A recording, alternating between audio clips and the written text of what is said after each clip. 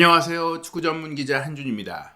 이강인 선수가 프로 데뷔 후 한 경기 최다 공격 포인트를 기록하며 2024-2025 시즌 프랑스 리그앙 무대에서 원맨쇼를 펼쳤습니다. 그동안 제로톱으로 기용되면서 가능성과 한계를 동시에 확인했던 이강인 선수였는데요.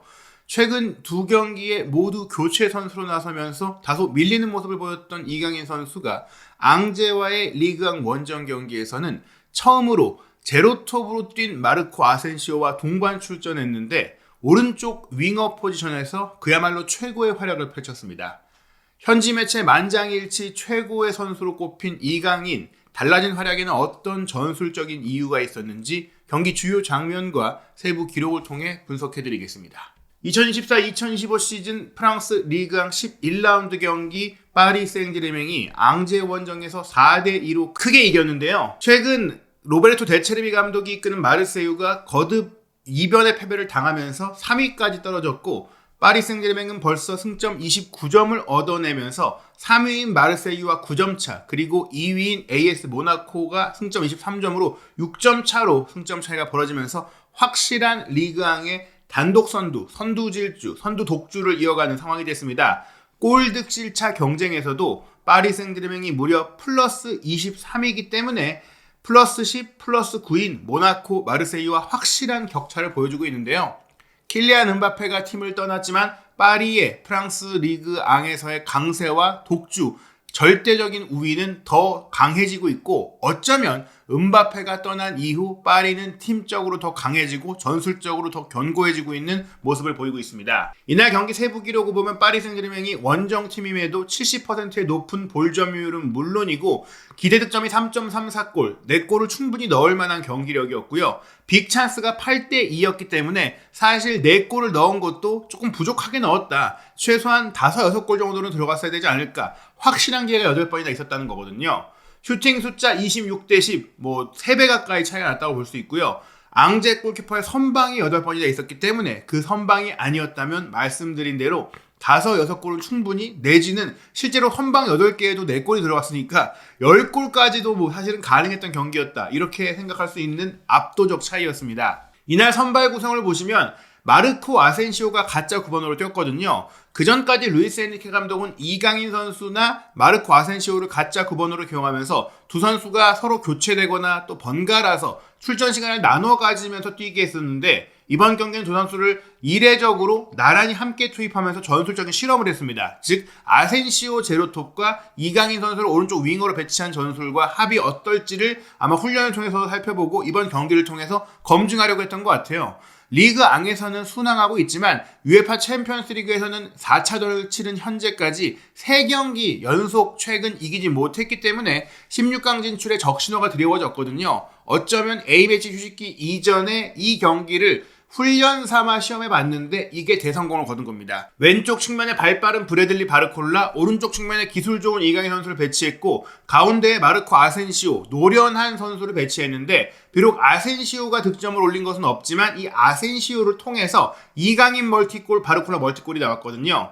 중앙 3미들은 유스 출신 마율루와 파비안 루이스, 워렌 자이르 에메리를 배치했는데 비티냐나 또 주앙 레베스 같은 어린 선수 그리고 포변한 선수가 아니라 애초에 이 8번 역할과 또 후방 빌드업 역할, 빌드업 미드필더, 딥라인 플레이메이커 역할이 주 포지션이었던 파비안 루이스에게 중원에 키를 맡기고 워렌 자이르 에메리와 마율루가 위아래로 올라가는 두 명의 맷잘라 박스 투 박스로 명확하게 포지션 구분을 해놨거든요.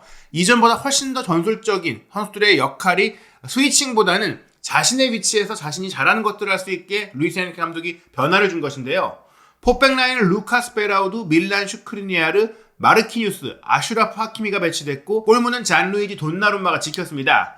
앙제는 홈팀으로 그렇게 수비 숫자를 많이 배치하지 않았어요. 4-2-3의 포메이션 본래의 전형을 유지했는데 파리 생제르맹을 상대로 완전히 자기전에 갇혀서 경기를 했죠. 파리 생제르맹의 평균 위치를 보시면 11번 아센시오가 명확하게 가짜 9번으로 뛰면서 빠른 윙어 바르콜라가 왼쪽에서 가장 높은 곳으로 가고 또 오른쪽 풀백 하키미가 오른쪽 사이드 공격을 맡으면서 올라오면 이강인 선수가 살짝 안쪽으로 들어오는 본인이 가장 선호하는 오른쪽 하프 스페이스를 기반으로 플레이메이킹을 하는 역할을 했고요. 그 곁에서 오른쪽 실제 맷잘 라인 워렌 자이르 에메리가 수비적인 움직임이라든지 3자의 움직임, 더미런을 보여주면서 이강인 선수의 근거리, 아센시오와 이강인의 사이에 공간을 만들어내면서 이강인 선수가 득점을 할 수 있도록 도와줬고, 그 뒤에서 파비안 루이스가 상대의 압박에 선 뒤에서 여유있게 공을 소유하고 공을 전개하고 뿌려주고 전환시키는 역할을 해줬고, 마율루가 아센시오의 곁에서 함께 이 상대 수비를 분산해주는 역할, 또 바르콜라, 아센시오, 마율루가 왼쪽 지역에서 이 3자의 삼각형을 이루면서 이쪽으로 앙제 선수들이 몰리게 좀 쏠리게 만들면서 또한 오른쪽 사이드에서 안으로 치고 들어오는 이강인 선수에게 공간을 많이 만들어준 겁니다.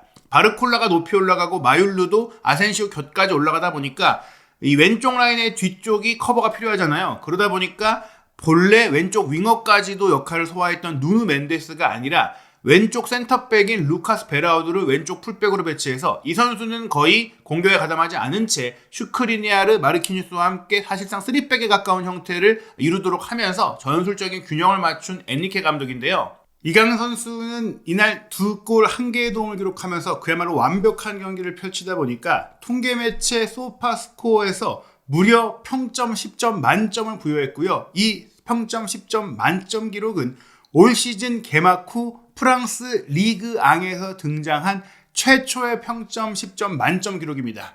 그야말로 이강인 선수가 현재 프랑스 리그앙에서 가장 완벽한 기술을 갖고 있는, 정말 완벽한 공격력을 갖고 있는 선수라는 것을 통계 기록, 객관적 데이터로 입증한 평가가 나온 것이죠. 이강인 선수 이날 후반전 정규 시간을 다 채우고 추가 시간에 교체할 수도 있기 때문에 출전 시간은 90분이었습니다. 풀타임은 아니었지만 90분이었는데요.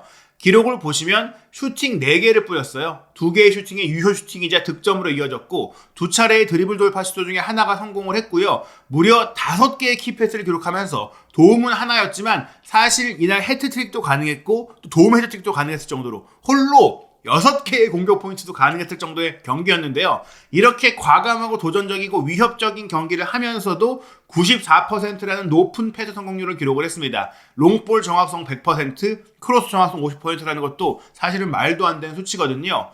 4번이나 크로스를 연결했는데 그 중에 2개가 연결됐고 하나가 득점이 됐죠. 빅찬스 하나를 창출했기 때문에 본인의 도움도 동료가 잘 넣었다기보다는 확실한 기회를 만들어줬던 것이고요. 물론 7번의 지상볼 경합 중에 2번밖에 승리하지는 못했지만 상대가 내려서서 조금은 유리한 상태에서 경합을 했기 때문에, 상대가 버텨낸 상황에서의 경합이었기 때문에 이 승률이 높지 않은 것은 큰 의미가 없습니다. 이렇게 많이 공을 소유하고 경기를 전개하면서도 공을 잃어버린 횟수가 90분 동안 9번밖에 되지 않았다는 것도 인상적이고요. 또 태클 한 차례를 기록하면서 수비 가담도 했고 2차례의 파울로 전방 압박도 수행했다는 것을 볼 수 있겠죠. 이날 경기 명확하게 히트맵에서 오른쪽 사이드 기반으로 뛰었던 이강인 선수인데요. 경기 시작 5분 만에 이강인 선수가 파리의 첫 번째 슈팅을 만들어내면서 아센시오가 가짜 9번으로 뛰면 말씀드린 이 전술적 구조의 영향으로 이강인 선수에게 훨씬 더 많은 슈팅 기회가 찾아온다는 것을 볼 수 있었어요. 이전에 가짜 9번으로 뛸 때는 본인의 움직임이 미끼 내지 더미런, 그리고 사실상 그 자리에서 수비를 유인하고 플레이메이커 역할을 하다 보니까 기회 창출에 많이 영향을 미치게 됐었는데, 이렇게 오른쪽 윙어로 들어가고 또 아센시오가 가짜 9번으로 뛰면서 기회를 만들어주고 공간을 만들어주니까 이강인 선수의 슈팅이 많이 나왔습니다. 전반 5분에 보시면 오른쪽에서 사이드에서 경기가 전개됐을 때 하키미가 공을 이어받고 오른쪽 윙어로 배치가 됐을 때 중앙 지역에서 아센시오가 가짜 9번인데 이강인 선수보다는 훨씬 이 헤더 슈팅 득점력이 좋은 선수다 보니까 빠져들어가는 움직임을 이제 왼쪽으로 슬쩍 가져가니까 앙제 수비수들이 이 크로스가 아센시오 쪽으로 쏠릴 것을 예상하고 그쪽으로 이동을 했고, 또 반대편 사이드에 넓게 벌려있는 선수가 바르콜라잖아요. 여기서 크게 한 번에 넘겨주면 바르콜라가 또 바로 슈팅을 때리는 패턴도 가지고 있기 때문에 그쪽에 앙제 선수들이 신경을 쓰고 있을 때 오른쪽 하프 스페이스에 이강인 선수가 슬쩍 3자 움직임으로 앙제 수비의 시선지에서 침투해 들어왔고, 하키미의 크로스도 이강인 선수에게 연결이 되면서 이강인 선수가 이 크로스를 받아서 오른발 슈팅을 시도했는데 아쉽게도 살짝 크로스바를 넘기고 말았어요. 하지만 이 아쉬움을 뒤로하고 전반 17분에는 또 한 번 3자의 움직임, 수비 시선 밖에서 들어왔던 이강인 선수의 침투가 빛을 발하며 선제골이 터졌는데요. 전반 17분에는 공격 지역까지 높이 올라온 왼쪽 풀백 베라우드가 왼쪽 하프 스페이스에서 중앙 공격수 자리에서 뛰던 아센시오가 왼쪽 사이드로 돌아 들어가는 움직임을 정확하게 포착하고 스루 패스를 찔러줬습니다. 이때 아센시오가 공이 바이라인에서 나가기 직전에 꺾어 올리는 크로스를 딱 연결했을 때 문전 중앙으로 침투한 것이 말씀드린 전후진 움직임이 좋고 피지컬도 좋은 워렌 자이르 에메리였어요. 워렌 자이르 에메리가 이강인 선수의 수비 커버를 해주던 선수지만 공격 가담 능력과 결정력도 있는 선수잖아요. 이 선수가 골키퍼와 센터백 사이로 싹 침투를 하면서 공을 마치 본인이 슈팅하는 척 하면서 발 뒤꿈치로 이강인 선수에게 슬쩍 흘려줍니다. 이 상황은 사실 백킥 패스를 유도했다기보다는 본인이 흘리는 과정 속에 맞고 살짝 템포가 죽는 상황이었는데 그렇게 템포를 살짝 죽여내면서 바깥쪽에서 달려들어오던 이강인 선수가 조금 더 확실하고 편안하게 안정적으로 슈팅할 수 있도록 어시스트가 된 것이고 이 패스를 이강인 선수가 강하게 때려 넣었는데 사실 여기서 앙제의 수비수가 뒤에 따라 들어오면서 골라인을 통과하는 공을 걷어낸 것처럼 보였지만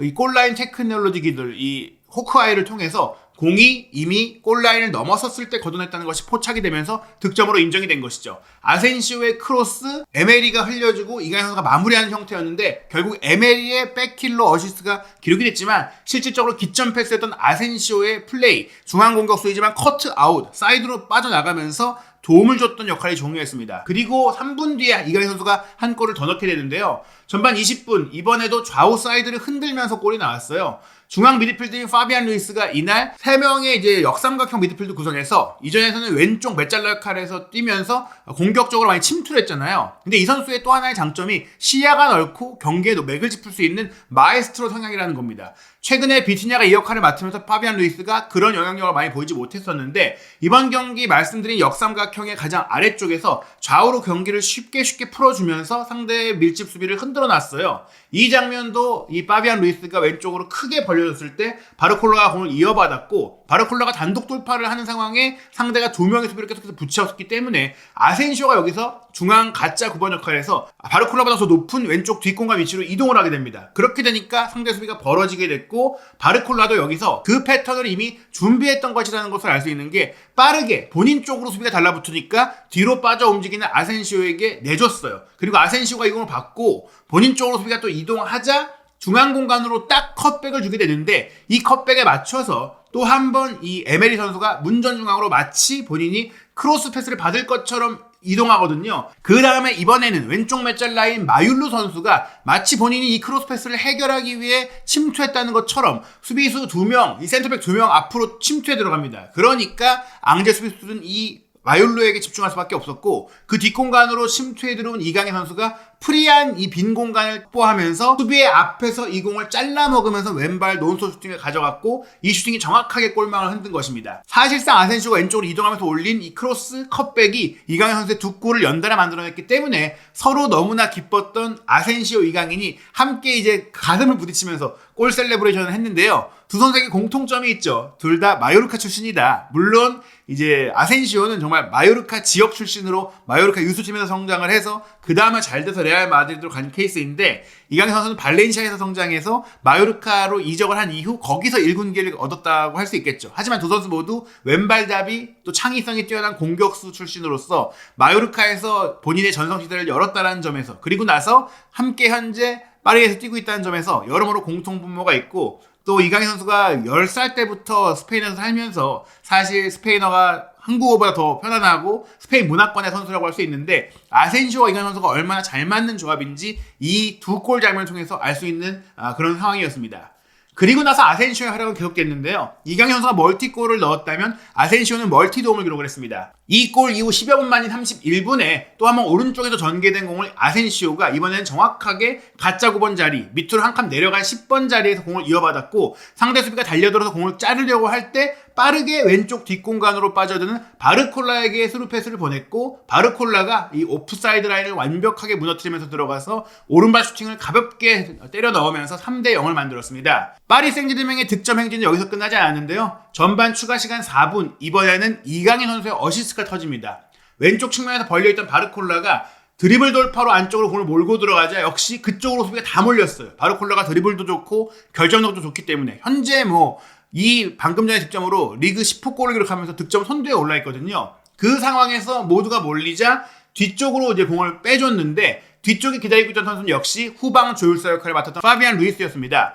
파비안 루이스가 오른쪽에 딱 비어있던 이강인 선수에게 밀어줬고 이강인 선수가 다시 파비안 루이스가 달라고 손짓할 때 앙제 선수들도 그쪽을 바라봤는데 바로 문전으로 날카롭게 왼발 크로스를 올렸고 기점 패스를 줬던 바르콜라가 껑충 뛰어올라 방향을 바꿔놓는 헤더스윙을 했는데 이게 강하지는 않았지만 골문 반대쪽 구석으로 정말 날카롭게 골키퍼의 선방 범위를 벗어나서 흘러들어가면서 4대 0이 된 겁니다. 이렇게 전반전에 4대 0이 됐기 때문에 사실상 게임이 끝났다고 볼 수 있었고 특히 이강인 선수 전반전에 아센시오와 함께 압도적인 활약, 바르콜라까지도 사실은 본인이 조금은 상대 수비의 견제를 덜 받으면서 사이드에 벌려있다가 이 쓰리톱이 공간을 많이 만들면서 플레이를 했거든요. 심지어 상대가 한 수 아래로서 완전히 내려서서 경기를 하면서도 그 밀집 수비의 간격을 만들어냈다는 점은 새로운 전술적인 해법, 새로운 공격 구조를 엔리케 감독이 이 경기를 통해 찾았다고 할 수 있고 아마 11월 A매치 휴식기 이후에 이어질 또 큰 경기들에서는 이 조합이 한번 가동될 수가 있겠다. 선발 전술로 새로운 플랜 A로 가동될 수 있다고 볼 수 있겠습니다. 4대 0으로 전반전을 마쳤기 때문에 후반전 시작과 함께 엔리케 감독은 하키미와 바르콜라를 빼고 자구에 선수와 데지레 두에를 투입하면서 기회가 필요한 어린 선수들을 투입을 했고요. 그리고 66분에는 마율루와 자이르 에메리도 빼고 콜로무아니와 우스만 덴벨레를 투입을 했습니다. 하지만 이후에 오히려 경기력이 둔화됐고 오히려 앙제가 68분과 79분에 4명의 선수를 모두 교체하고 총공세를 펼치는 과정 속에 경기 흐름이 조금은 느슨해지기도 했고 파리 입장에서는 좀 집중력이 떨어지면서 흔들렸어요. 그런 과정 속에 후반 추가 시간 1분에 아델리의 도움을 받은 르폴의 한 골 만회골이 나왔고 그 직후에 이강인 선수가 주앙 네베스와 교체되면서 그라운드에서 내려왔는데 한 골을 파리가 더 내주면서 엄청난 대승이 될 수 있었던 기록적인 대승이 될 수 있었던 경기가 4대 2의 조금은 아쉬운 결과로 끝났죠. 하지만 이 기록만으로도 충분히 파리가 리그왕 챔피언이 되기에 충분한 모습을 보여줬고 또 말씀드린 대로 새로운 선수들을 점검하고 키울 필요도 있기 때문에 필요한 교체였다고 볼 수 있겠습니다. 이제 11월 월드컵 예선 일정이 진행이 되는데요. 이강인 선수가 대표팀에서는 또 어떻게 모습을 보일지 돌아온 주장 손흥민 선수가 어떤 플레이를 보일지도 주목이 됩니다. 11월 A매치는 두 경기 모두 중동 원정으로 펼쳐지기 때문에 유럽파 선수들의 체력 부담이 크지 않은데요. 11월 14일 목요일 밤 11시에는 쿠웨이트와 원정 경기, 11월 19일 화요일 밤 11시에는 팔레스타인과의 원정 경기를 팔레스타인의 전쟁 문제로 인해 요르단의 암만에서 치르게 됩니다. 이 두 경기 모두 온라인과 모바일로는 쿠팡 플레이에서 시청하실 수 있고 쿠웨이트전은 SBS, 팔레스타인전은 KBS에서 보실 수 있습니다. 한준TV에서 경기 1시간 전부터 여러분과 실시간으로 소통하면서 입중계를 준비하고 있으니까요. 한준TV 입중계를 통해 월드컵 예선전도 확인하시기 바라고요. 이 월드컵 예선전 일정 이후에 정말 기대되는 경기가 있습니다. 먼저 11월 23일 토요일 새벽 5시 파리 생제르맹과 툴루즈의 리그왕 경기 12라운드 경기가 있는데 정말 파리에게 중요한 것은 챔피언스 리그죠. 현 시점에 승리가 필요한데요. 5차전 경기가 바로 김민재 선수와 이강인 선수의 역사적인 유럽 무대 첫 공식 맞대결이 펼쳐집니다. 11월 27일 새벽 5시 바이에른 뮌헨 대 파리 생제르맹 경기 굉장히 기대가 되는데요. 이 경기 역시 한준TV가 여러분과 실시간으로 소통하는 입중계로 전해드릴 예정입니다. 한준TV 구독, 좋아요, 알림 설정으로 유럽 축구계 최신 이슈, 한국인 유럽파 선수들의 현지 반응과 뜨거운 소식 그리고 입중계까지 함께 하시기 바랍니다.